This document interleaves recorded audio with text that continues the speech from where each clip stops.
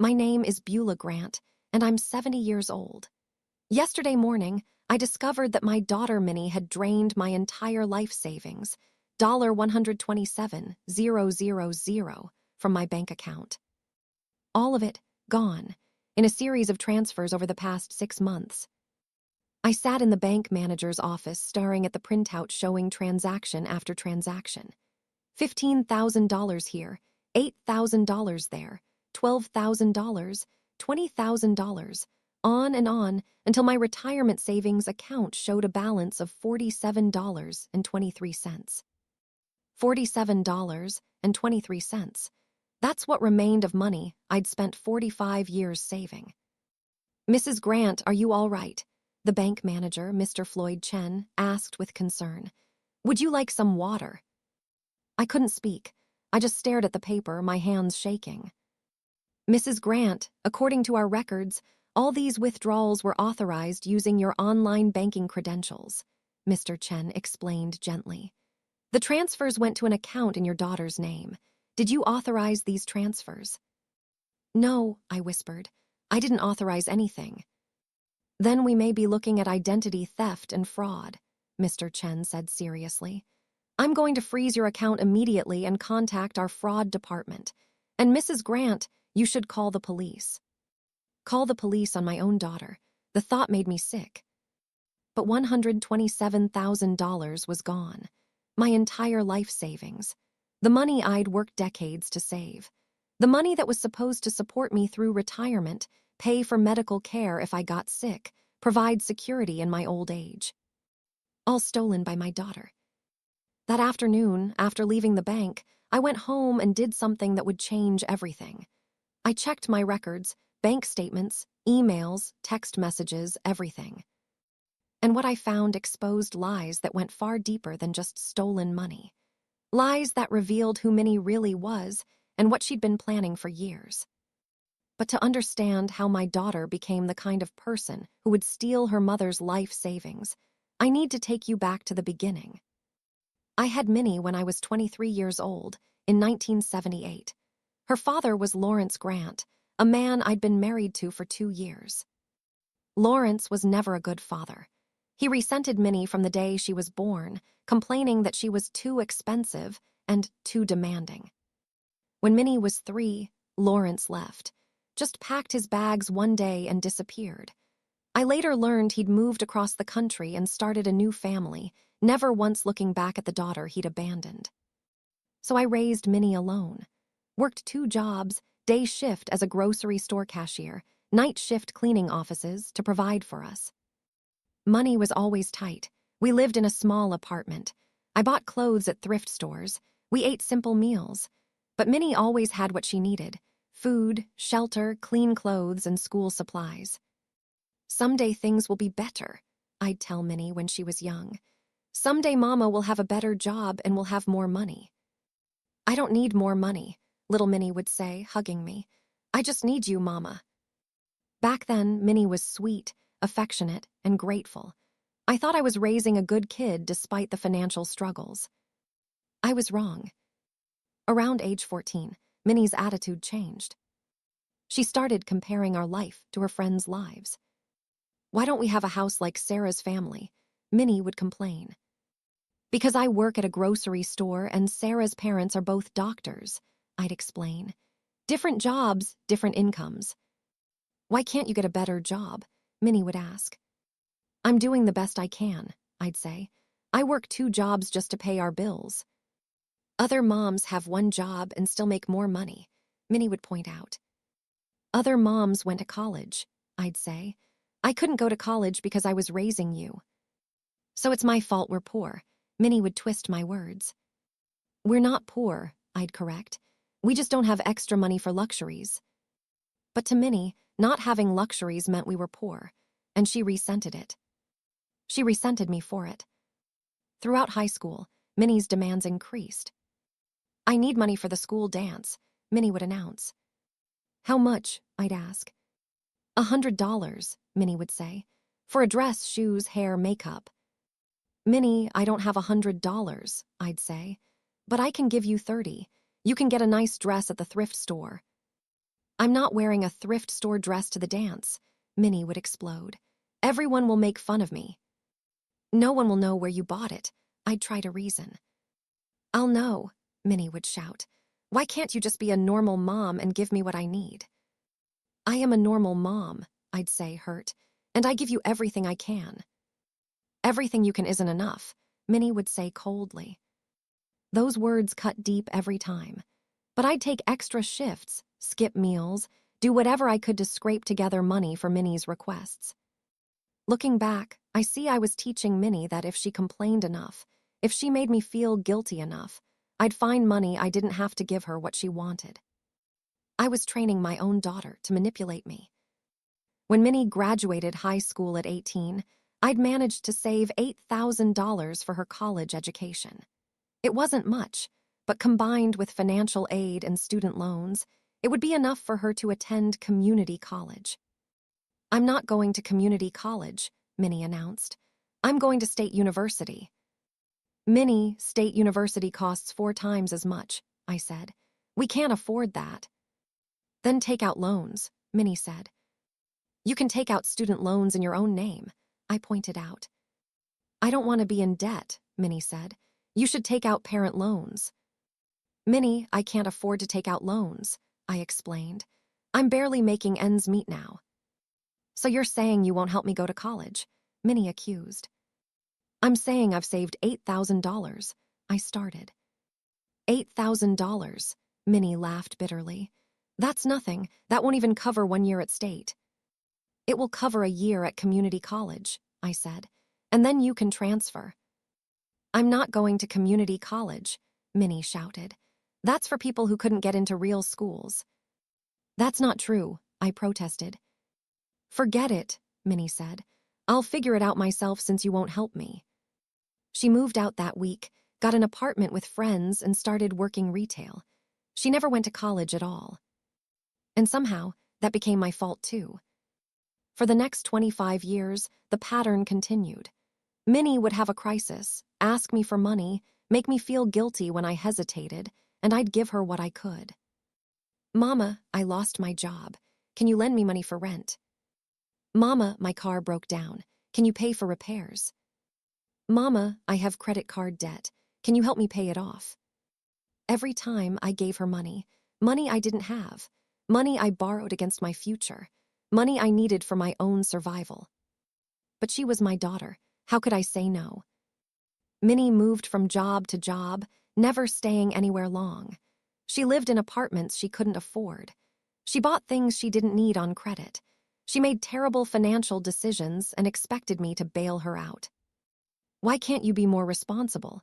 I'd ask gently after yet another crisis. Why can't you be more helpful? Minnie would counter. Other parents support their children, but you always make me beg. I give you everything I can, I'd protest. Everything you can isn't enough, Minnie would repeat, the same words from her teenage years. 5 years ago, when I was 65, I retired from my grocery store job. I'd worked there for 40 years, starting as a cashier and eventually becoming a supervisor. At retirement, I had $142,000 in savings, my $401K plus Social Security. It wasn't a fortune, but it was enough to live modestly for the rest of my life if I was careful. When Minnie heard about my retirement savings, her attitude changed. Mama, that's wonderful, Minnie said, hugging me. You deserve to enjoy retirement.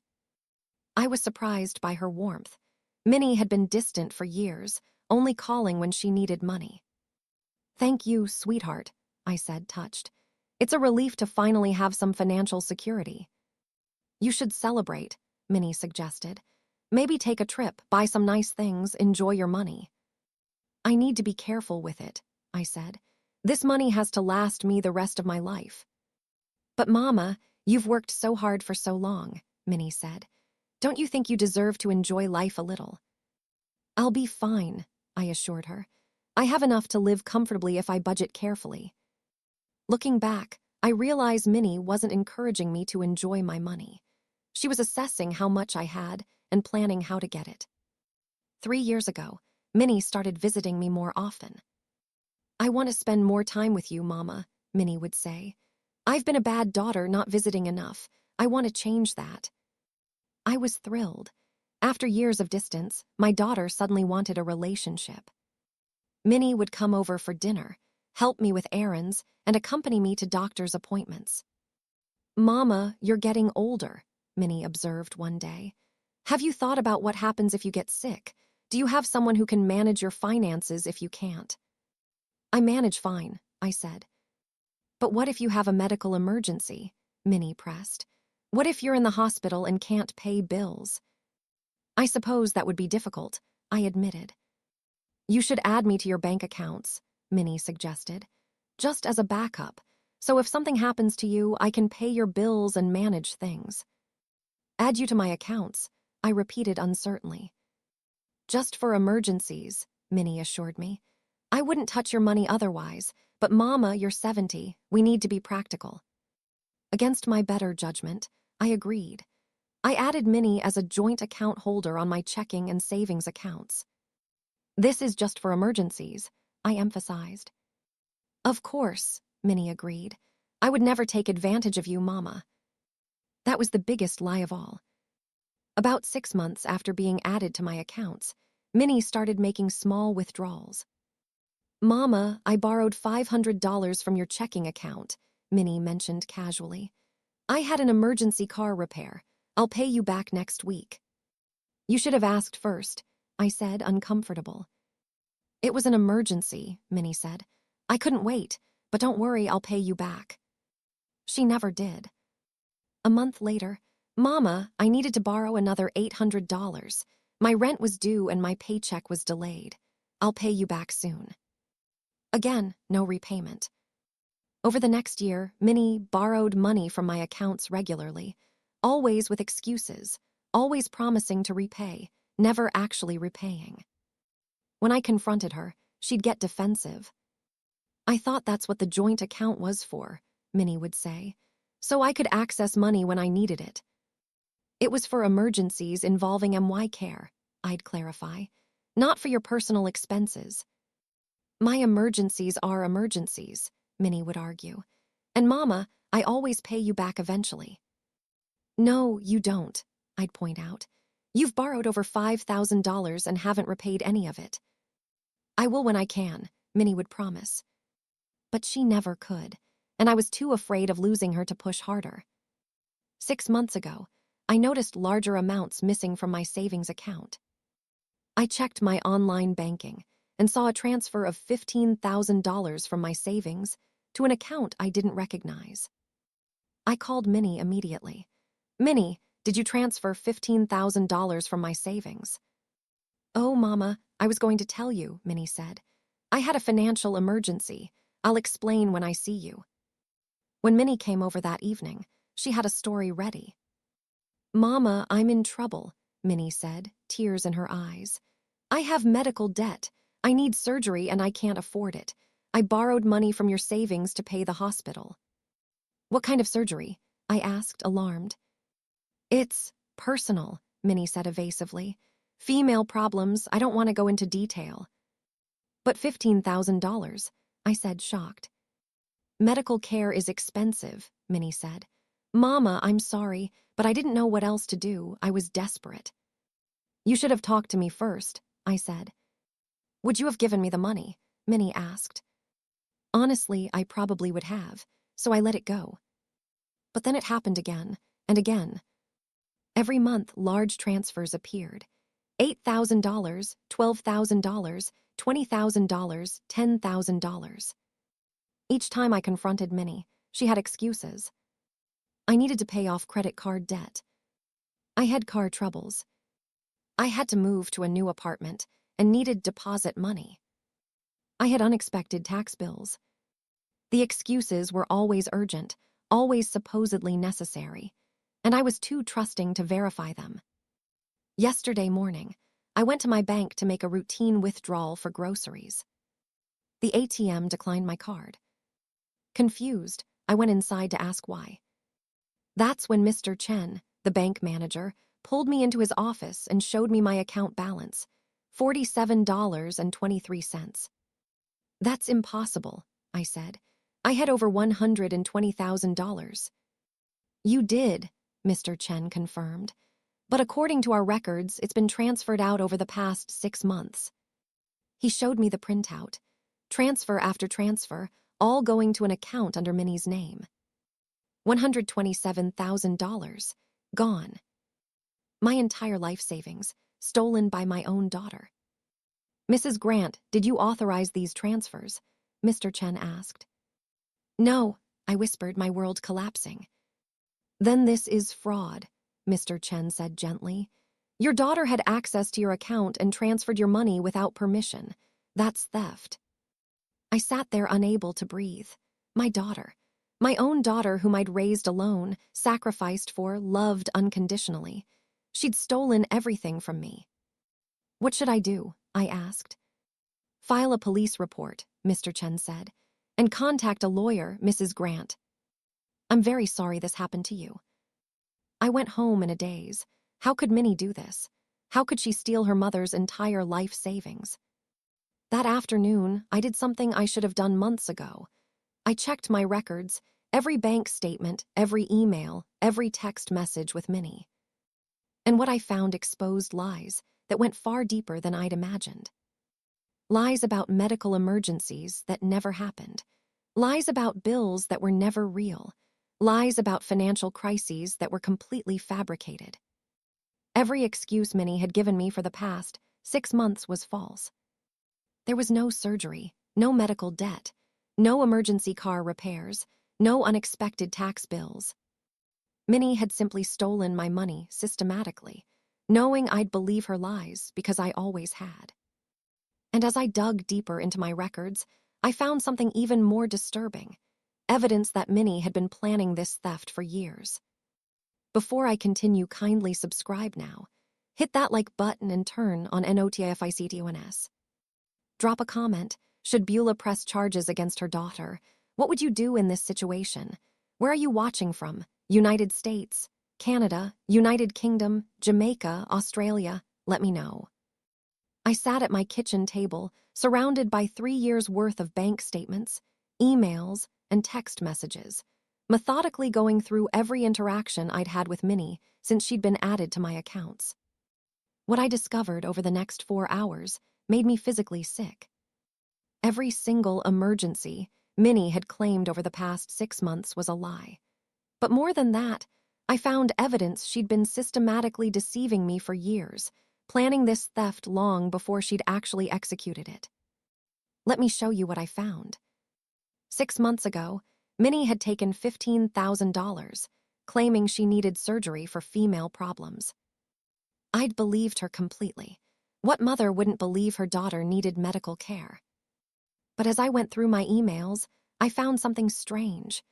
3 months before the supposed surgery, Minnie had sent me an email with a photo attached. The photo showed Minnie at a resort in Mexico, smiling on a beach, cocktail in hand.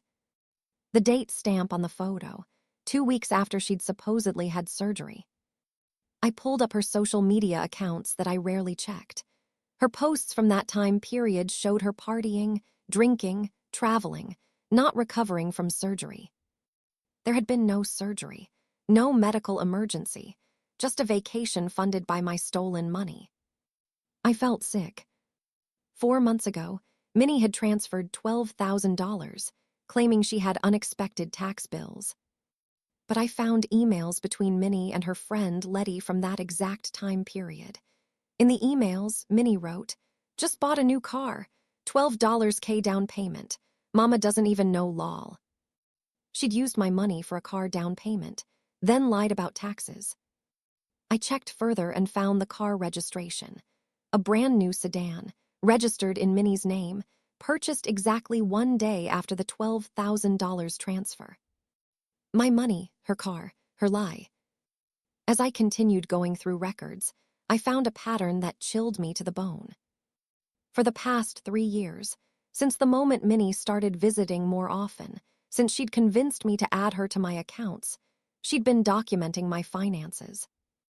I found notes in her handwriting, left behind accidentally during one visit, showing my account balances, my monthly Social Security deposits, even calculations of total available.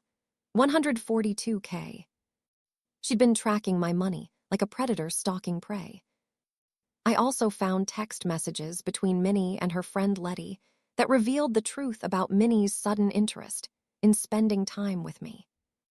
Minnie to Letty, 3 years ago. My mom just retired with 142K. I need to figure out how to access it. Letty to Minnie, can't you just ask her for it? Minnie to Letty, she's too tight with money. I need a different approach. Gonna start visiting more, build trust. Letty to Minnie, smart, play the long game. The long game. That's what I'd been, a long game to manipulate and rob. I found more texts from around the time Minnie convinced me to add her to my accounts. Minnie to Letty, got her to add me to her accounts, told her it was for emergencies. She totally bought it. Letty to Minnie, perfect, when do you start taking money? Minnie to Letty, not yet. Gotta wait a few months so it doesn't look suspicious. Then I'll start with small amounts, build up to bigger ones.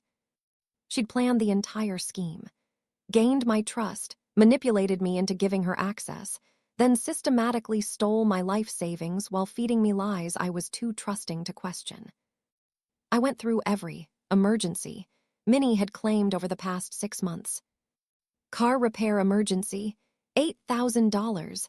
I found her social media posts from that week showing her at concerts and restaurants. No mention of car problems. Apartment deposit, $10,000. I checked property records. Minnie hadn't moved. She'd been in the same apartment for 2 years. Credit card debt, $20,000. I found texts where she bragged about buying designer furniture and going on shopping sprees. Every single emergency was fabricated. Every dollar was spent on luxuries, vacations, and things Minnie wanted but couldn't afford. She'd stolen my retirement savings, money I needed to survive, to fund a lifestyle she hadn't earned. After 4 hours of gathering evidence, I called Minnie. "Hi, Mama," Minnie answered cheerfully. "What's up?" "I went to the bank today," I said, my voice cold. There was a pause. "Oh. My account has $47 in it," I continued. $127,000 is gone."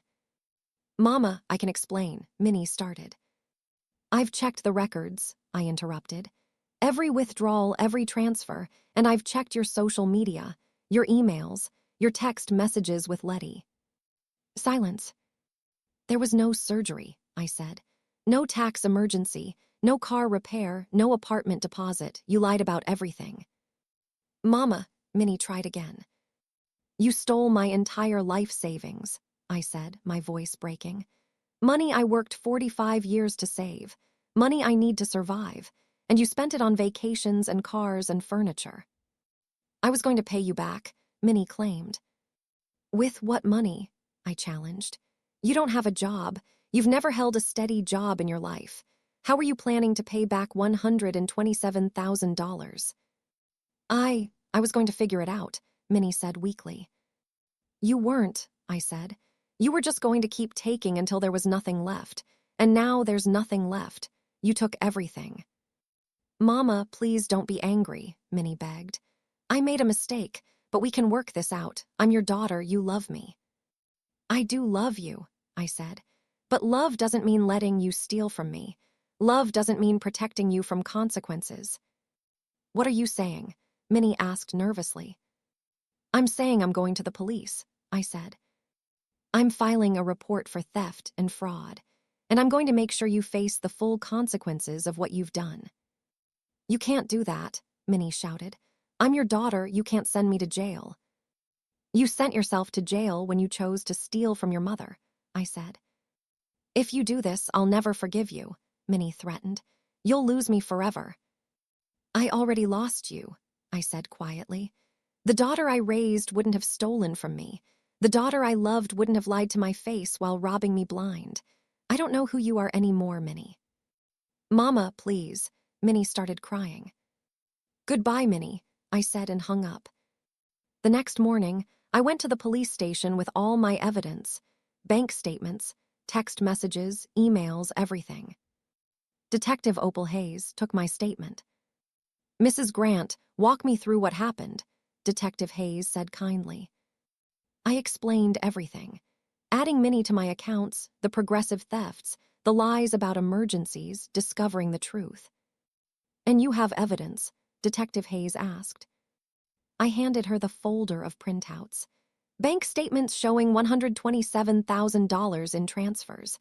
Text messages between my daughter and her friend discussing the plan to steal from me. Social media posts proving her emergencies were fake. Everything. Detective Hayes reviewed the materials, her expression growing more serious with each page. Mrs. Grant, this is clear-cut theft and fraud, Detective Hayes said. Your daughter had authorized access to your accounts, but she used that access to steal money under false pretenses. That's fraud. And the amount, over $100,000, makes this a felony. What happens now? I asked. I'll open an investigation, Detective Hayes explained. We'll gather additional evidence, interview your daughter, and present the case to the district attorney. If the DA agrees there's sufficient evidence, and based on what you've shown me, I believe there is, your daughter will be charged with felony theft and fraud. How much prison time could she face? I asked, my heart heavy. For theft of this amount, she could face 5 to 10 years in state prison if convicted, Detective Hayes said. 10 years. My daughter could go to prison for 10 years. Part of me felt guilty for even considering pressing charges. But another part, the part that had worked 2 jobs for decades to save that money, the part that now faced old age with only $47 in the bank, knew this was necessary. There's something else you should know, Detective Hayes said. We'll need to investigate whether your daughter has committed similar crimes against others. Financial predators often have multiple victims. You think she's stolen from other people? I asked. It's possible, Detective Hayes said. The level of planning and deception you've described suggests this isn't her first time manipulating someone for money. 2 days after I filed the police report, Detective Hayes called me. Mrs. Grant, we've arrested your daughter, Detective Hayes said. She's been charged with felony theft and fraud. Her bail is set at $50,000. Where is she now? I asked. In custody, Detective Hayes said. She can't afford bail, so she'll remain in jail until her arraignment. My daughter was in jail because of choices she'd made, but choices I'd enabled by being too trusting, too generous, too afraid of losing her to set proper boundaries. Mrs. Grant, I need to tell you something else, Detective Hayes continued. When we searched your daughter's apartment, we found documents relating to other potential victims. Other victims, I repeated. We found bank statements and personal information belonging to 3 other elderly individuals, Detective Hayes explained. We're investigating whether your daughter targeted other seniors the same way she targeted you. 3 other victims. Minnie wasn't just a daughter who'd stolen from her mother. She was a predator who systematically targeted vulnerable elderly people. Who are the other victims? I asked. I can't share details of an ongoing investigation, Detective Hayes said. But Mrs. Grant, I want you to know you did the right thing by coming forward. You may have prevented your daughter from victimizing more people. Word spread quickly about Minnie's arrest, and the family backlash was immediate. Minnie's aunt, my sister Geneva, called me furious. Beulah, how could you? Geneva demanded. You had your own daughter arrested. She stole $127,000 from me, I said calmly. She's family, Geneva protested. You don't put family in jail. She's a thief, I corrected, and she stole my entire life savings. What was I supposed to do? Work it out privately, Geneva said. Make her pay you back over time, but pressing charges, that's cruel. What's cruel is stealing from your elderly mother, I said. Geneva, Minnie lied to me for 6 months. She fabricated emergencies. She planned this theft for years. This wasn't a mistake, it was calculated fraud. She's your daughter, Geneva said, as if that justified everything. And I'm her mother, I countered. The mother she robbed, the mother who now has $47 to live on because her daughter stole everything. You're going to regret this, Geneva warned. The whole family thinks you're wrong. Then the whole family doesn't understand what Minnie did, I said, or they don't care. More calls came. Cousins, old friends of Minnie's, even my pastor from church. All of them had the same message. Family doesn't put family in jail. But none of them offered to help me replace the $127,000 Minnie had stolen. None of them offered to support me financially now that I was penniless at 70 years old. They just wanted me to drop the charges and forgive Minnie so everything could go back to normal. But normal was what had enabled Minnie to steal from me in the first place. 1 week after Minnie's arrest, I met with an attorney named Floyd Washington to discuss my legal options. Mrs. Grant, you have a strong case for both criminal prosecution and civil recovery, Attorney Washington explained. The criminal case is being handled by the district attorney, but you can also file a civil lawsuit to recover the stolen money. Will I actually get my money back? I asked hopefully. That depends on whether your daughter has any assets, Attorney Washington said. Does she own property, have savings, valuable possessions? She has a car she bought with my stolen money, I said bitterly. We can petition the court to seize that car as proceeds of crime, Attorney Washington said.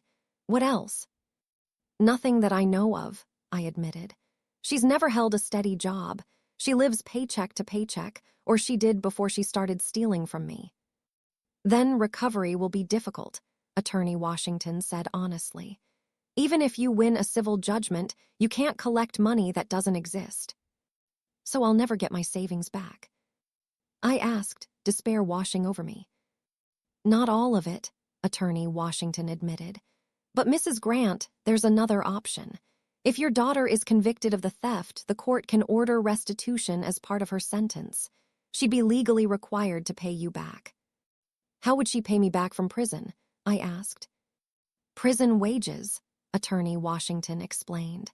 Inmates can work and earn money. It's not much, maybe $1 or $2 per day, but the court can order that those wages go to you as restitution. $1 or $2 per day. At that rate, it would take decades to repay $127,000. I'd never see most of my money again. It was simply gone. 2 weeks after Minnie's arrest, Detective Hayes called me with an update. Mrs. Grant, we've confirmed that your daughter victimized 3 other elderly individuals, Detective Hayes said. We're filing additional charges. Who were the other victims? I asked. I can share some details now, Detective Hayes said. The first victim was a 73-year-old woman named Beulah Martinez. Your daughter befriended her at a community center, convinced her she needed help managing finances, and stole approximately $43,000 over a year. Oh my God, I whispered. The second victim was an 80-year-old man named Curtis Stone, Detective Hayes continued. Your daughter met him at church, offered to help him with his bills, and stole about $38,000. And the third? I asked, dreading the answer. A 68-year-old woman named Letty Brown, Detective Hayes said. Your daughter. This one is particularly disturbing. Letty Brown is actually the friend your daughter was texting with about stealing from you. What? I said, confused. We believe your daughter was simultaneously victimizing Letty while using her as a confidant about stealing from you, Detective Hayes explained. Letty didn't realize she was also a victim until we showed her the evidence. Your daughter stole about $31,000 from Letty while pretending to be her friend. I felt sick. Minnie hadn't just stolen from her mother. She'd systematically targeted vulnerable elderly people, befriending them, gaining their trust, then robbing them blind. How much total did she steal? I asked. Including the theft from you, approximately $239,000, Detective Hayes said, from 4 different victims over 3 years. $239,000. $250,000 stolen from elderly people who'd trusted her. What happens now? I asked. Your daughter is being charged with 4 counts of felony theft, 4 counts of fraud, and 4 counts of elder financial abuse, Detective Hayes said. If convicted on all counts, She could face 20 to 30 years in prison. 30 years. Minnie was 47 years old. She'd be 77 when she got out, if she got out. Before I continue, kindly subscribe now. Smash that like button and turn on notifications. Drop a comment. Is Beulah doing the right thing? Would you testify against your own child? Where are you watching from? 3 months after Minnie's arrest, I sat in a courtroom watching my daughter, wearing an orange prison jumpsuit, stand before Judge Thaddeus Carter for her trial. The past 3 months had been the hardest of my life. At 70 years old, I'd gone from having $127,000 in retirement savings to having nothing. I was living on Social Security alone, $400 per month, barely enough to cover rent, utilities, and food. I'd applied for assistance programs, started shopping at food banks, cut every expense I could, but the reality was harsh. I was poor for the first time in my life because my daughter had stolen everything.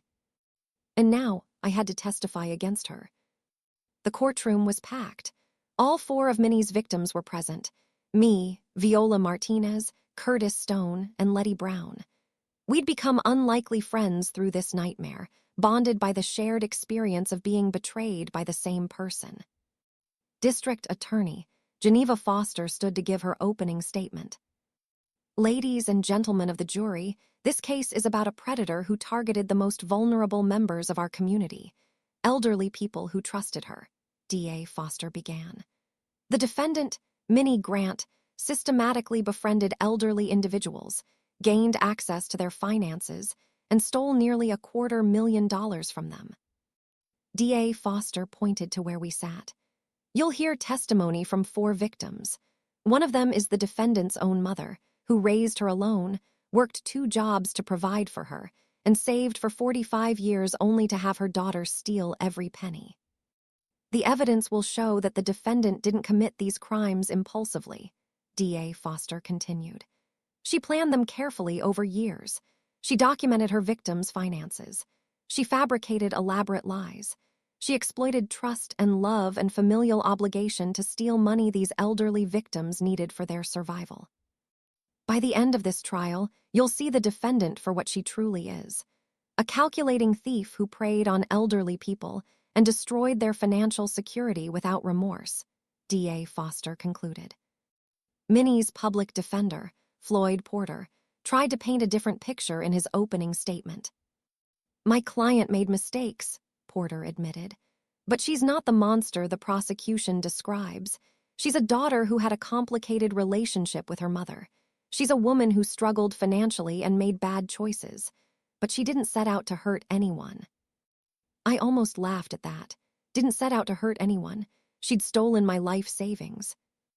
On the first day of testimony, DA Foster called me to the stand. Mrs. Grant, please tell the jury about your relationship with your daughter, DA Foster began. I took a deep breath and told my story, raising Minnie alone, working 2 jobs, giving her everything I could, the years of financial demands, adding her to my accounts, the systematic theft. When did you first realize money was missing? DA Foster asked. 6 months ago, I said. I went to the ATM and my card was declined. When I went inside the bank, I learned my account had been drained to $47. How much money had been in that account? DA Foster asked. $127,000, I said, my voice breaking. My entire life savings. And where did that money go? DA Foster prompted. To my daughter, I said, looking directly at Minnie. She transferred it to accounts in her name over 6 months. Did you authorize these transfers? DA Foster asked. No, I said firmly. She claimed each withdrawal was for emergencies, surgery, tax bills, car repairs, but I later discovered every emergency was fake. She used my money for vacations, cars, furniture, shopping. DA Foster introduced evidence, bank statements, text messages, social media posts, showing every lie Minnie had told. Mrs. Grant, how has this theft affected your life? DA Foster asked. I'm 70 years old and I have nothing, I said, tears forming. I worked for 45 years to save that money. It was supposed to support me through retirement, pay for medical care if I got sick, give me security in old age. Now I live on $1,400 a month Social Security. I shop at food banks. I can't afford medications. I'm terrified every day about what happens when I get too old to care for myself. And how do you feel about your daughter? D.A. Foster asked gently. Heartbroken, I admitted. I gave Minnie everything. And she repaid me by stealing the one thing I needed to survive. I don't know if I'll ever forgive her for that. Minnie's lawyer, Floyd Porter, tried to discredit my testimony during cross-examination. Mrs. Grant, isn't it true you added your daughter to your accounts voluntarily? Porter began. Yes, but for emergencies involving my care, I clarified. Not for her to steal from. But you gave her access, Porter pressed. She didn't hack into your accounts or forge documents. You voluntarily gave her the ability to access your money. I trusted her, I said. She's my daughter. I thought she would only use the access for its intended purpose. Mrs. Grant, you testified that you frequently gave your daughter money over the years, Porter continued. Doesn't that establish a pattern of financial support? Isn't it possible your daughter believed you wanted her to have access to your savings? No, I said firmly. Giving occasional help when asked is different from stealing $127,000 through lies and deception. But you were a generous mother, Porter suggested. Perhaps your daughter simply thought. Are you seriously arguing that because I was a good mother, my daughter was justified in stealing my life savings? I interrupted, anger rising.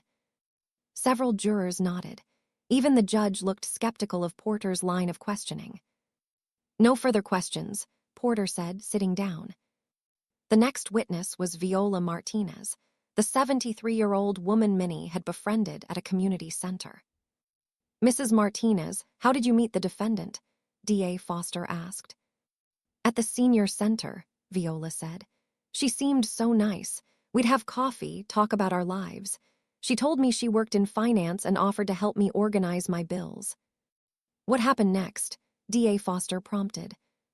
I trusted her, Beulah said. I gave her access to my bank accounts so she could help me pay bills online. I'm not good with computers. But then money started disappearing. How much money did the defendant steal from you? D.A. Foster asked. $43,000, Beulah said, tears streaming down her face. That was money my husband and I saved together. He died 3 years ago. That money was all I had left of him, and she took it. Did the defendant give you explanations for the withdrawals? D.A. Foster asked. She said there were bank fees, service charges, bill payments, Beulah said. I trusted her. I never checked because she was my friend, but she was lying the whole time. She was stealing from me while pretending to help me. Viola's testimony was heartbreaking, and Porter barely cross-examined her.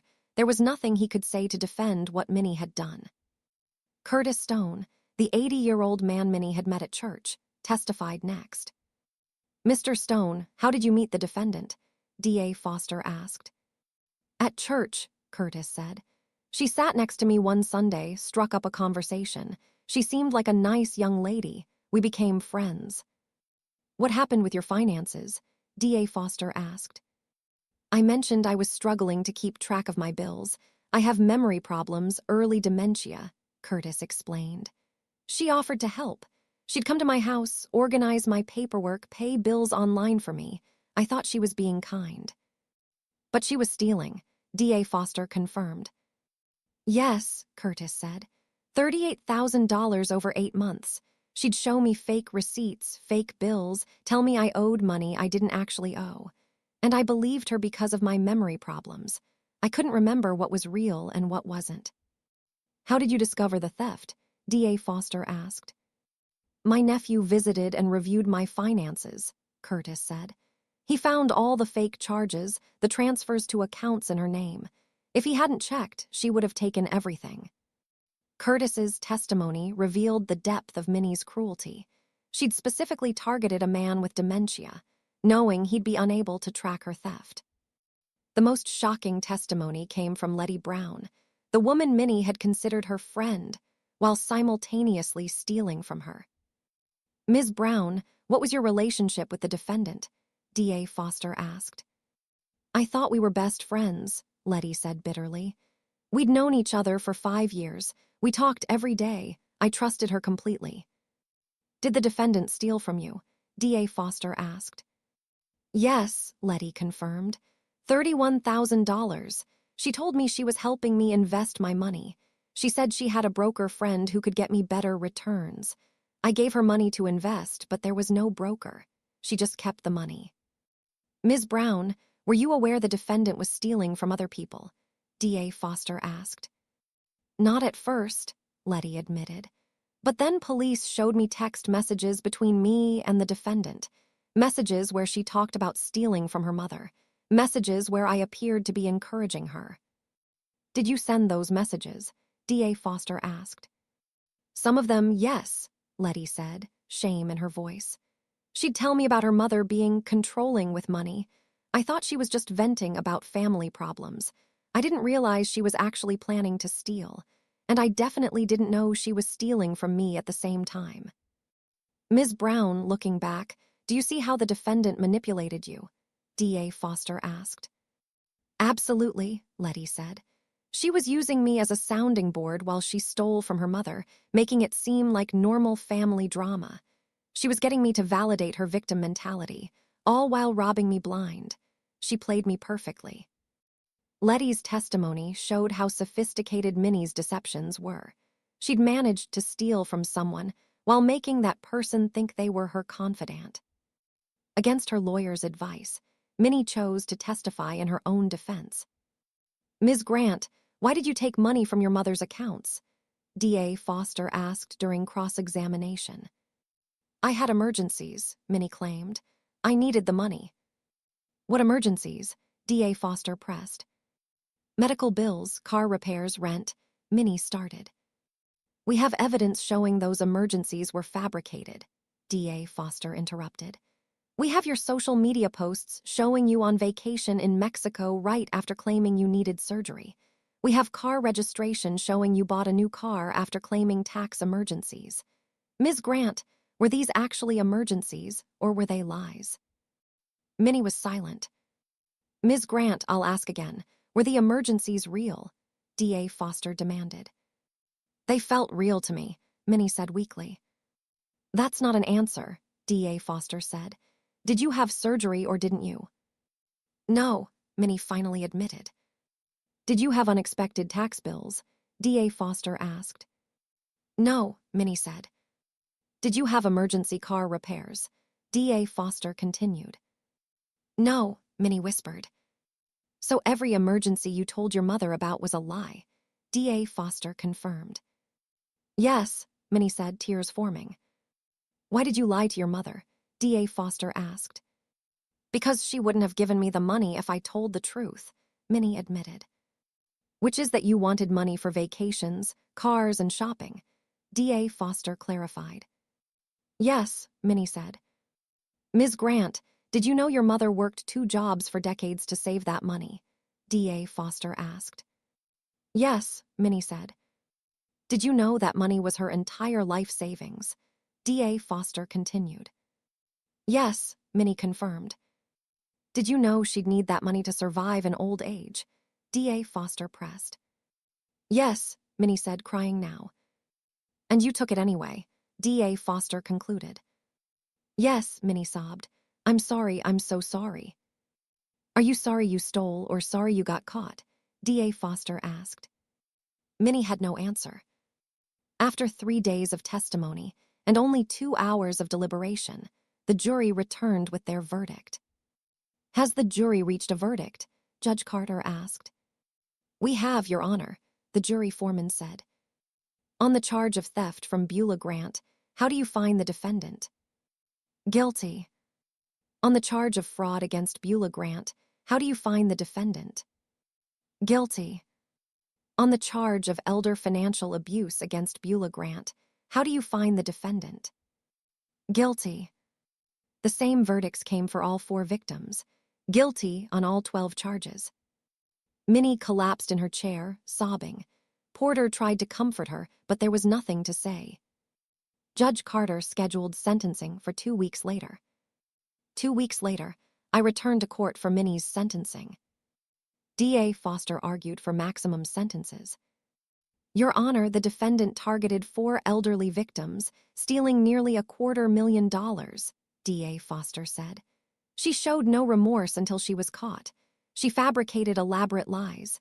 She exploited her own mother's trust and love. This wasn't a crime of desperation. It was calculated predation. Porter argued for leniency. Your Honor, my client has no prior criminal record, Porter pleaded. She's expressed genuine remorse. A lengthy prison sentence would serve no purpose. The purpose is to hold her accountable for destroying 4 elderly people's financial security, Judge Carter interrupted. Mr. Porter, your client stole $250,000 from vulnerable people. She deserves significant consequences. Judge Carter asked if any victims wanted to make impact statements. All 4 of us did. I stood first. Minnie, you are my daughter, and I raised you alone with every ounce of love I had. I worked 2 jobs. I went without so you could have. I sacrificed my entire adult life for you, and you repaid me by stealing everything I'd worked for. You've left me destitute at 70 years old. I don't know if I'll ever forgive you for that. Beulah spoke next. You pretended to be my friend while robbing me of money my late husband and I saved together. You stole my memories of him. Curtis said, you exploited my dementia. You targeted me because you knew I couldn't track what you were doing. That's pure evil. Letty concluded, you stole from me while making me think I was your confidant. You manipulated me into validating your theft of your mother while robbing me at the same time. I'll never trust anyone again because of you. Judge Carter listened to all 4 statements, then delivered his sentence. Minnie Grant, you targeted 4 elderly individuals and stole $239,000 from them through systematic fraud and deception, Judge Carter said. You exploited familial bonds, friendship, and trust. You fabricated elaborate lies, and you showed no remorse until facing consequences. On the 4 counts of theft in the first degree, I sentence you to 5 years on each count to run consecutively. That's 20 years, Judge Carter announced. Minnie gasped. On the 4 counts of fraud, I sentence you to 3 years on each count to run concurrently with the theft sentences, Judge Carter continued. On the 4 counts of elder financial abuse, I sentence you to 5 years on each count to run concurrently with the theft sentences, Judge Carter concluded. Total sentence, 20 years in state prison, Judge Carter said. You'll be eligible for parole after serving 15 years. Additionally, you're ordered to pay full restitution to all 4 victims, $239,000 total. 20 years, Minnie was 47. She'd be 67 when she got out, if she got out after 15 years. Do you have anything to say? Judge Carter asked. Minnie stood, tears streaming down her face. Mama, I'm so sorry. I know I don't deserve forgiveness, but I want you to know I loved you. I always loved you. I let greed destroy everything good in me. I'm sorry for all of it. I sat there unmoved. Sorry wasn't enough. Sorry didn't give me back my life savings. Sorry didn't undo the damage. Bailiffs led Minnie away to begin her 20-year sentence.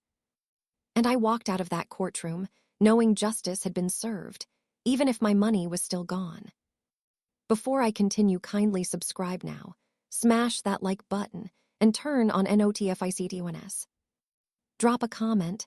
Is 20 years too harsh or appropriate? Would you ever forgive your child for this? Where are you watching from?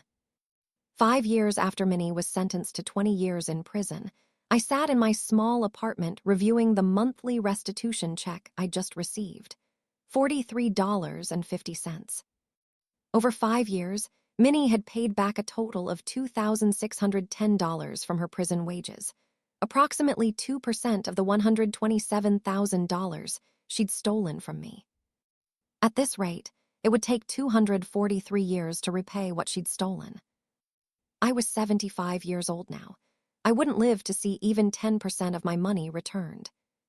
But the restitution wasn't really the point anymore. The point was that I'd survived. Against all odds, with nothing but Social Security and determination, I'd rebuilt a life. Let me tell you how. The first year after Minnie's sentencing was the hardest of my life. I was 70 years old, living on $1,400 per month Social Security. My rent was $800. Utilities were $150. That left $450 for food, medicine, transportation, and everything else. I couldn't afford my blood pressure medication, so I went without and hoped my pressure wouldn't spike dangerously. I couldn't afford dental care, so when a tooth cracked, I lived with the pain. I couldn't afford new clothes, so I wore the same 3 outfits rotated constantly. I shopped at food banks twice a week. I learned which grocery stores threw out still good produce at the end of the day and dug through their dumpsters. I walked everywhere to save bus fare. It was humiliating. At 70 years old, after working my entire life, I was essentially homeless adjacent, one medical emergency away from complete destitution. But I was also angry, and that anger fueled my survival. I will not let Minnie's choices destroy me, I told myself daily. I survived raising her alone.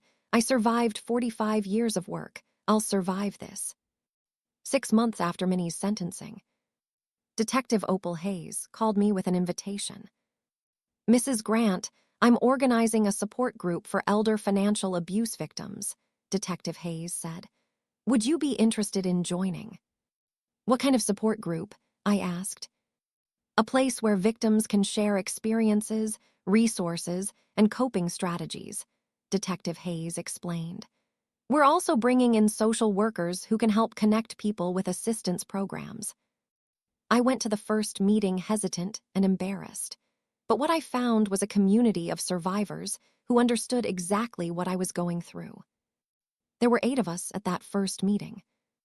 Viola Martinez, who'd lost $43,000 to Minnie. Curtis Stone, who'd lost $38,000 to Minnie. Letty Brown, who'd lost $31,000 to Minnie.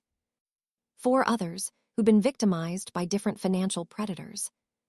We shared our stories, we cried together, we raged together, and slowly we began to heal together.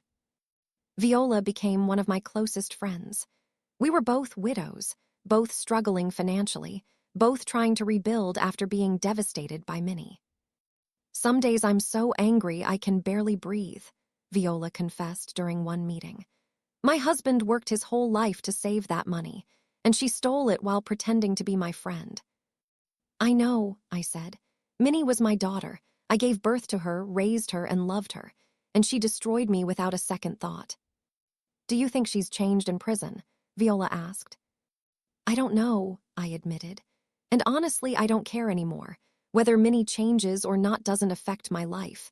I'm focused on surviving." Through the support group, I learned about assistance programs I hadn't known existed. SNAP food stamps. I qualified for $194 per month in food assistance. It wasn't much, but it meant I could stop dumpster diving for groceries. LIHEAP, energy assistance. I received help paying heating bills in winter, reducing my utility costs by about $40 per month. Medicaid.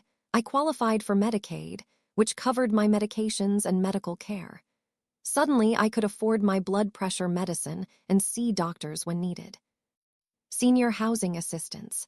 I applied for subsidized senior housing, and after a 9-month wait, moved into an apartment where rent was based on income, only $420 per month instead of $800.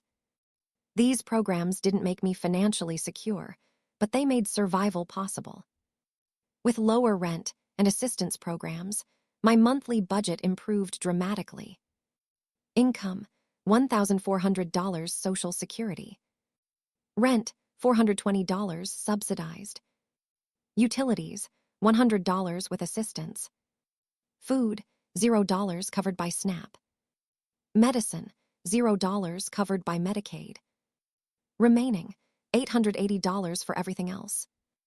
For the first time since Minnie drained my accounts, I had breathing room. 2 years after Minnie's sentencing, I did something unexpected. I became an advocate for elder financial abuse victims. Detective Hayes asked if I'd be willing to share my story publicly to raise awareness about financial exploitation of seniors. I know it's difficult to talk about, Detective Hayes said, but Mrs. Grant, your story could help other people recognize warning signs and protect themselves. I agreed. I started speaking at senior centers, churches, and community groups. I shared my story, how I'd trusted Minnie, how she'd systematically stolen from me, how I discovered the truth too late. If your adult child asks to be added to your bank accounts, just in case, be very careful, I'd warn audiences. That's often the first step in financial exploitation. If your child or anyone else starts making frequent, emergency requests for money, document everything, I'd advise. Keep records, verify their stories, don't just trust blindly. And if you discover theft, report it, I'd emphasize. Even if it's your own child, even if your family pressures you not to, financial abuse is a crime. The person who committed the crime sent themselves to prison, not you. My talks resonated with people. After each presentation, elderly people would approach me with their own stories. My son keeps asking me to sign papers I don't understand. My daughter borrowed money and never paid it back. My grandchild has access to my accounts, and money keeps disappearing. I'd give them Detective Hayes's contact information, connect them with resources, and encourage them to protect themselves. Some took action, some didn't, but at least they knew they had options. 3 years into Minnie's sentence, I started receiving letters from her. I didn't respond to the first 10 letters. I threw them away unopened. But the letters kept coming, every 2 weeks like clockwork. Finally, curiosity got the better of me. I opened one. Dear Mama, I'm writing from prison. I've been here for 3 years now, with 12 more to go before I'm eligible for parole. I don't expect you to read this. I don't expect forgiveness. I just need to write what I should have said years ago. You were a good mother, the best mother. You worked 2 jobs to provide for me. You gave me everything you could, and I was never grateful. I was entitled, selfish, and cruel. Prison has given me time to understand what I did. I didn't just steal money. I stole your security, your dignity, your trust. I stole the life you'd worked 45 years to build. I've been attending counseling here. Mandatory at first, but now I go voluntarily. The counselor helped me understand that I was always looking for someone else to solve my problems. I never took responsibility for my own life. When I needed money, I stole it from you instead of earning it. When I had financial problems, I blamed you for not giving me enough instead of managing better. When I got caught, I blamed circumstances instead of accepting that I'd made criminal choices. I'm learning to take responsibility now. It's hard, but it's necessary. I'm working in the prison library. I earn $1.75 per day. All of that money goes to restitution, split among you, Beulah, Curtis, and Letty. I know $43 per month doesn't even make a dent in what I stole, but it's what I can do. I'm also taking classes. I got my GED. I never told you I dropped out of high school. That was another lie. Now I'm taking college courses through a prison education program. I'm studying accounting, which is ironic given that I stole money. But I want to understand finances properly so when I get out, I can earn money legitimately. I don't know if you'll ever read this, but Mama, I want you to know, you deserved better than me. You deserved a daughter who appreciated your sacrifices. You deserved a daughter who loved you the way you loved her. I'm trying to become that daughter, even if it's 15 years too late. I love you, Mama. I'm sorry for everything. Minnie. I read the letter 3 times, tears streaming down my face. Was Minnie's transformation genuine? Or was it manipulation, the same manipulation she'd used for years? I didn't know, and I wasn't ready to find out. I put the letter in a box and didn't respond. 4 years after Minnie's sentencing, the 4 victims of her theft had all found different paths forward. Viola Martinez had also received subsidized housing and assistance programs. She'd found part-time work at a local library and was slowly rebuilding savings. We had coffee together every week and had become genuine friends. "Do you ever think about forgiving her?" Viola asked me during one coffee date. "I don't know," I admitted. "Some days I think I should, she's my daughter, but other days I remember what she did and I'm still so angry." "I struggle with that too," Viola said. "Not the mother-daughter part, but the forgiveness part. She befriended me, gained my trust, and robbed me. How do you forgive that?" "Maybe we don't have to forgive to move on," I suggested. "Maybe healing isn't about forgiving her. Maybe it's about rebuilding ourselves despite what she did." Curtis Stone had passed away in year 3. His dementia had progressed, and he died in a nursing home, never having recovered the $38,000 Minnie stole. His nephew had attended Curtis's funeral and told me. Uncle Curtis spent his last 2 years confused about why his friend had stolen from him. He never understood. Minnie took his money and his peace of mind. Letty Brown had struggled the most. The betrayal of thinking Minnie was her best friend while being robbed had destroyed Letty's ability to trust anyone. She'd become isolated, depressed, and refused to join support groups or seek help. "If my best friend could steal from me, anyone can," Letty said bitterly when I tried to reach out. "I'm better off alone." Minnie's crimes had affected each victim differently, but all of us carried scars that wouldn't fully heal. 5 years into Minnie's sentence, I made a decision that surprised everyone, including myself. I decided to visit her in prison. Not because I'd forgiven her, not because I wanted a relationship, but because I needed closure. I needed to look her in the eye, see who she'd become, and decide for myself if her transformation was real. I contacted the prison and arranged a visit. On a cold Tuesday morning, I drove 2 hours to the women's state prison, where Minnie was incarcerated. The prison was intimidating. High walls, barbed wire, guards with weapons. This was where my daughter had lived for 5 years.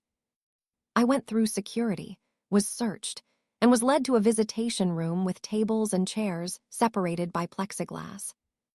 And then Minnie walked in. I barely recognized her.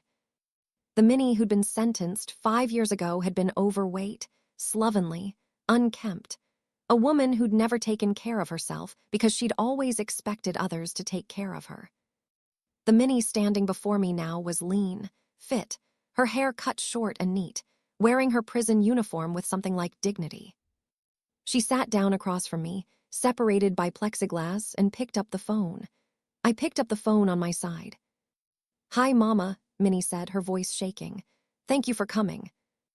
"I almost didn't," I admitted. "I'm glad you did," Minnie said. "I know I don't deserve it."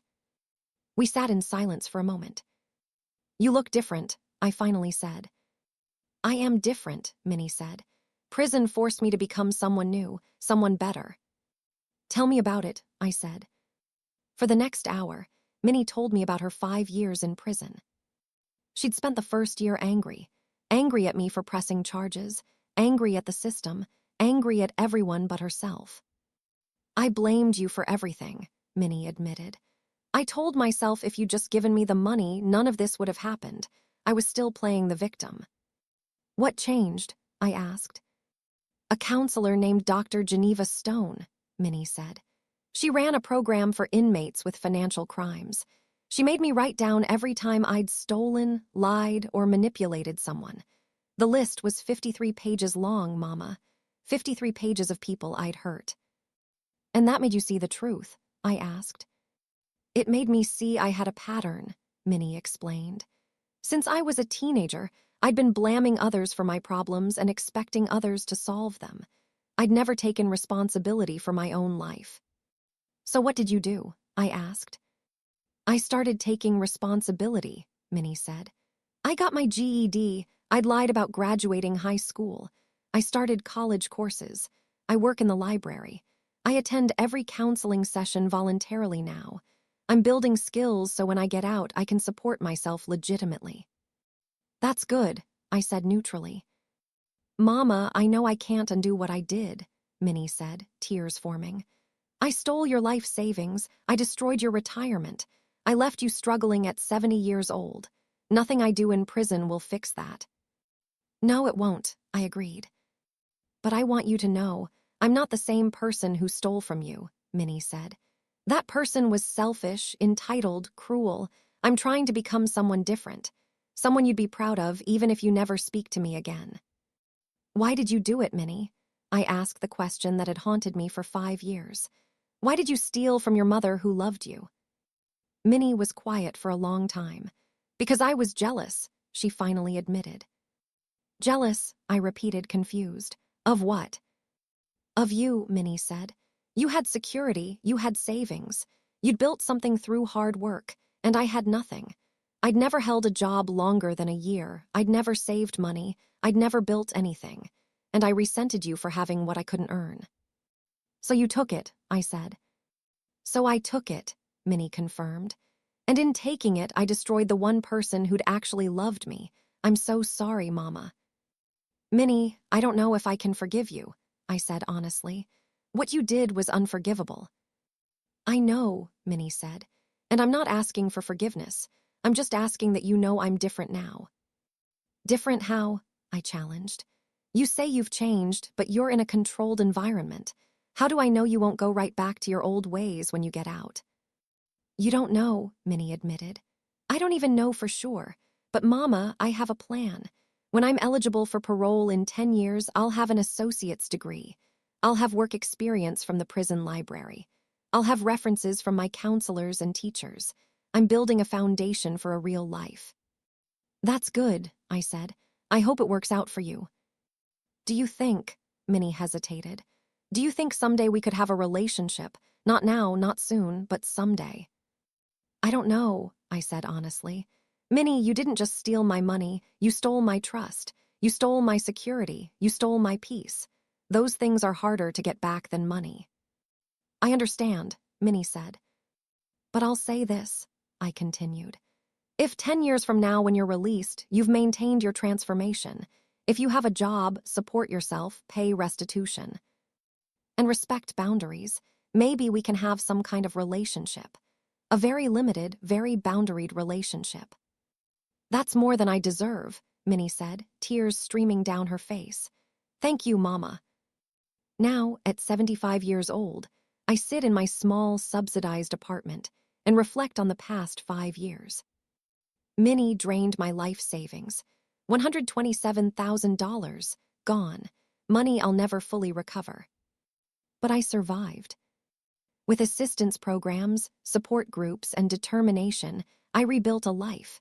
Not the life I'd planned, not the comfortable retirement I'd worked 45 years to secure, but a life nonetheless. I have enough to eat. I have shelter. I have health care. I have friends like Beulah who understand what I went through. I have purpose through my advocacy work. And I have peace. The peace doesn't come from forgiving Minnie. I haven't fully forgiven her, and maybe I never will. The peace comes from accepting what happened, surviving it, and refusing to let her choices destroy me completely. Minnie is still in prison. She has 10 more years before parole eligibility.